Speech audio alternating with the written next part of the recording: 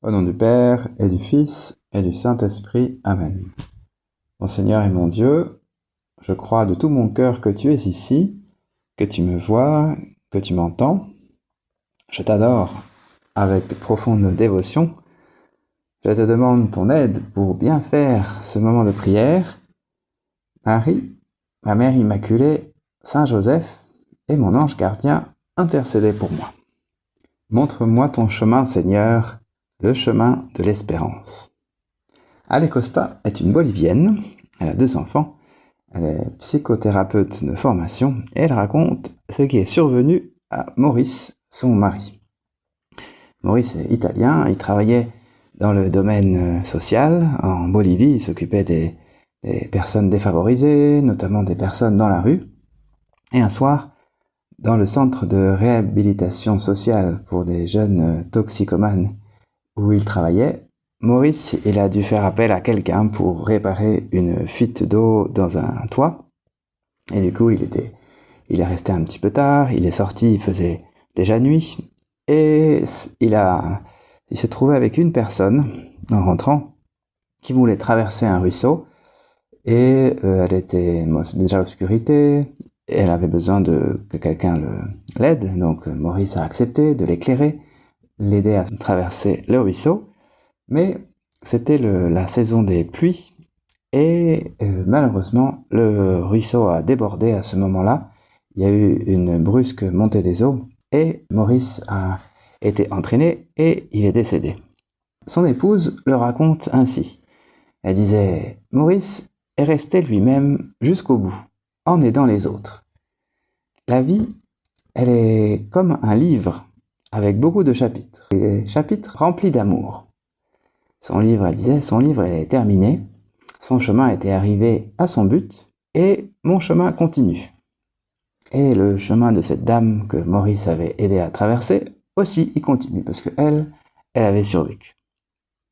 Et Jésus, je voudrais que tu m'aides à me donner aux autres, à tous les jours de ma vie, à voir ces actes d'amour, à voir comme des pages ou des chapitres d'un livre à écrire, ces pages le livre de la vie que je voudrais être rempli d'amour, rempli de ces actes de générosité, comme Maurice, qui avait jusqu'au bout, il avait aidé les autres, il avait une vie de don de lui-même, il cherchait sa sanctification dans l'aide qu'il pouvait apporter aux plus défavorisés. Moi aussi, Jésus, je veux aider les personnes que j'ai autour de moi, les personnes que je rencontre, les personnes que je croise, que je salue au petit déjeuner, jusqu'au soir. Et l'évangile du jour, il nous raconte un don de soi, une invitation au don de soi, au don de sa vie pour les autres, au renoncement à nous-mêmes. En ce temps-là, Jésus disait à ses disciples, « Il faut que le Fils de l'homme souffre beaucoup, qu'il soit rejeté par les anciens, les grands prêtres et les scribes, qu'il soit tué et que le 3e jour, il ressuscite. » Jésus leur disait à tous, « Celui qui veut marcher à ma suite, qu'il renonce à lui-même, qu'il prenne sa croix chaque jour et qu'il me suive. » Donc cette invitation, Seigneur, je voudrais l'écouter toujours, à prendre la croix, renoncer à soi-même et suivre Jésus. Saint Bède disait qu'il faut nécessairement se détacher de soi-même si l'on veut s'approcher de celui qui est au-dessus de nous. Et puis voilà, comme une montgolfière qui prend son envol, elle a besoin de se délaisser d'un excès de poids.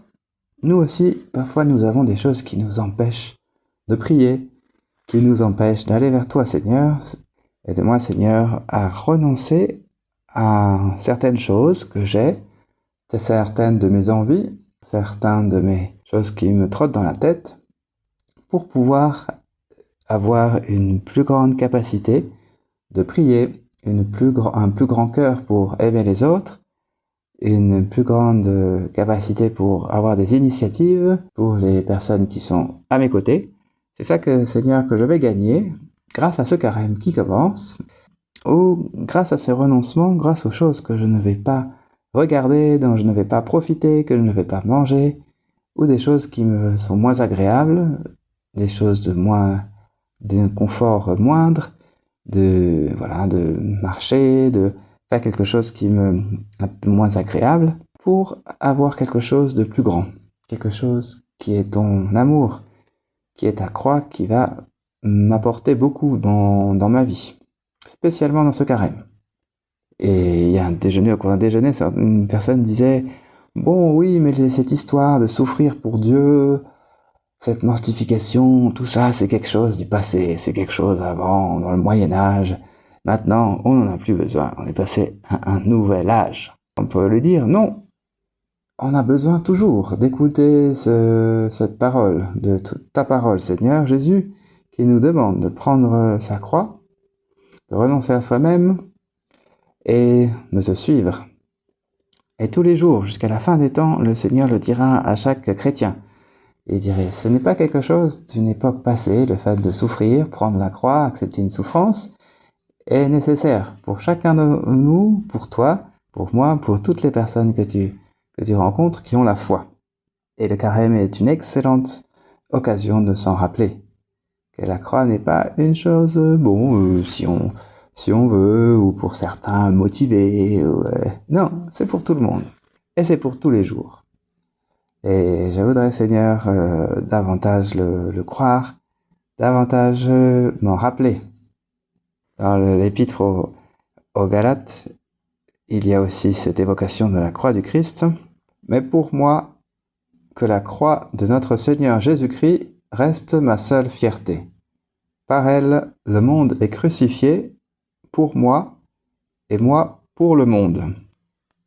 Et peut-être que tu as une croix comme pendentif, ou que tu as une croix sur toi, ou qu'elle est dans les murs de ta maison, tu les vois au sommet des édifices, comme à Paris, ici, il y a des croix au sommet du dôme des Invalides, au sommet des églises, on peut les voir de beaucoup de rues de Paris, on voit ces croix qui ornent certains édifices.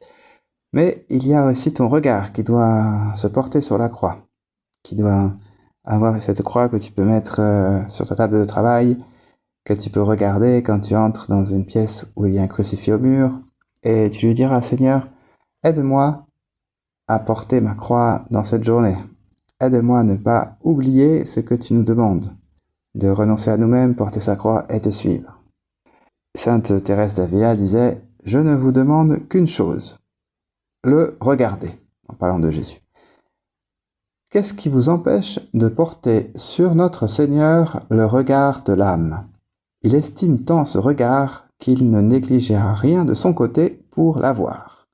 Êtes-vous dans la joie? Contemplez-le ressuscité. Êtes-vous dans le chagrin et la tristesse? Regardez-le qui se rend au jardin des Oliviers, ou bien chargé de sa croix. Je voudrais, Seigneur, regarder ta croix. Je voudrais, Seigneur, ne pas l'oublier. Dans le travail, dans le sport, dans la détente, dans les bons moments que je passe avec les amis, tout cela, il doit y avoir aussi cette croix qui est présente, qui n'est pas un motif de tristesse, mais qui est une incitation à nous identifier au Christ, à lui ressembler. Parfois, nous nous rendons compte justement dans ce carême que nous avons trop de choses, que nous pouvons nous priver d'une chose volontairement, de regarder telle nouvelle, de satisfaire à chaque fois notre curiosité, l'usage des réseaux sociaux. Aide-moi à, comme Maurice, comme tant d'autres personnes, à donner leur vie pour les autres, que ce soit chaque jour, en renonçant à nous-mêmes, en renonçant à du confort, en renonçant à une chose agréable, pour Dieu, par amour, en étant certain que le Seigneur nous aide. Nous trouverons dans ce carême des nouvelles idées pour aider les autres, des nouvelles choses pour nous enflammer d'amour et aimer notre Seigneur, et pour mieux vivre. Nous demandons à notre Mère, Sainte Marie, de nous aider. Elle nous aidera toujours dans ce carême à bien le vivre, à bien nous accompagner sur ce chemin de l'espérance, et elle nous aidera, Sainte Marie, notre espérance, nous aidera toujours dans ce chemin de carême, et nous la remercions, nous lui demandons toujours son aide. Je te remercie, mon Dieu, des bonnes résolutions, de beaux désirs et des lumières que tu as semées dans mon cœur pendant ce moment de prière. Je te demande de m'aider à les faire fructifier. Marie, ma Mère Immaculée, Saint Joseph et mon ange gardien, accompagnez-moi toujours en chemin.